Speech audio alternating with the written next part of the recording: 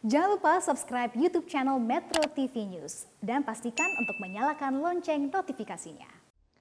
Pemirsa, harga eceran tertinggi minyak goreng sebesar Rp14.000 untuk kemasan premium ternyata belum berlaku di pasar-pasar tradisional di sejumlah daerah.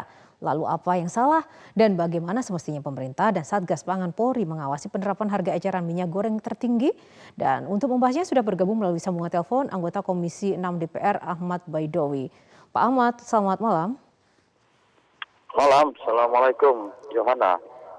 Ya, ini penerapan harga eceran tertinggi minyak goreng Rp14.000 di sejumlah daerah per hari ini ya, ternyata belum terbukti. Apa ini terjadi karena kurang kontrol atau seperti apa? Ya, pertama memang kebijakan dari pemerintah ini memang harus dilakukan pengawasan secara ketat ya. Kalau normatif kebijakannya sudah bagus, yakni membagi clustering harga minyak goreng menjadi 3. Ada yang minyak goreng curah 11.500, terus kemasan sederhana 13.500, yang minyak goreng kemasan premium 14.000. Tapi persoalannya di lapangan tidak ditemukan. Bahkan di beberapa minimarket, tidak hanya tayangan Metro TV, kita mendapatkan informasi dari masyarakat. Ini di DKI Jakarta saja itu sudah susah mencari minyak goreng yang premium harga 14.000.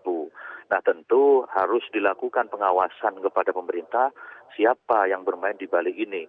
Apakah distributorkah atau siapa? Jangan sampai kebijakan yang sudah bagus ini justru tidak dirasakan oleh manfaat, tidak dirasakan manfaatnya oleh masyarakat. Nah, Keinginan ini untuk kebijakannya menjadikan, bagus, tapi apakah bisa dinilai gagal?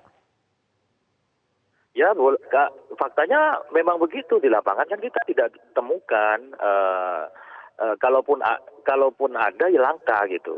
Bukan tidak ada tapi ya langka, ya sama halnya dengan bohong kan kalau gitu. Nah, sementara kita tahu imbas mahalnya dan langkanya minyak goreng itu sangat menghantam masyarakat, khususnya pelaku UMKM.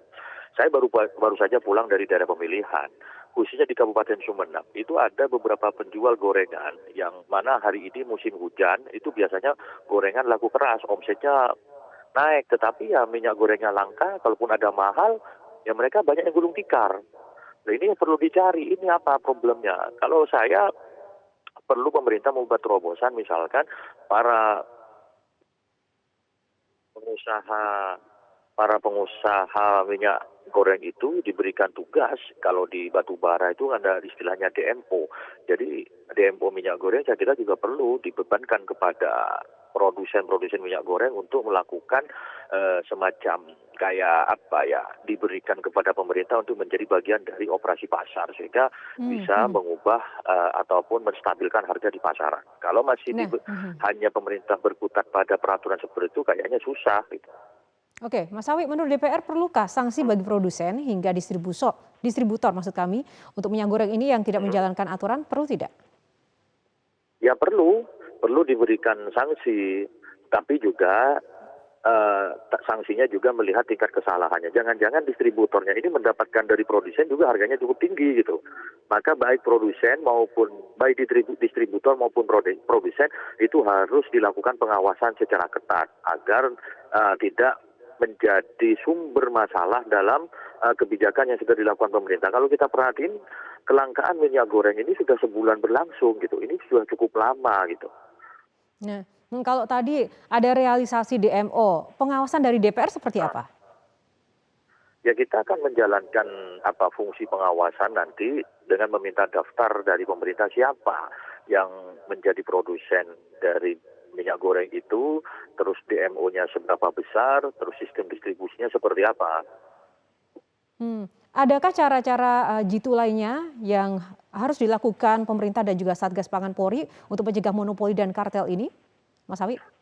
Ya, dulu pernah ya ketika Kabareskrim mengatasi kelangkaan daging gitu kan, dia langsung datang ke pemasoknya yang pemain-pemain itu.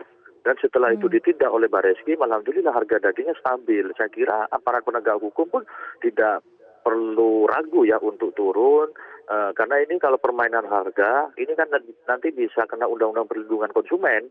Jadi konsumen yang jadi korban itu nanti bisa, artinya korbannya jelas masyarakat gitu, konsumen. Jadi bisa kena nanti ini ketentuan pidananya. Baik, terima kasih Bung Ahmad Baidowi, anggota Ya, Komisi 6 DPR untuk waktunya bersama Top News malam ini. makasih.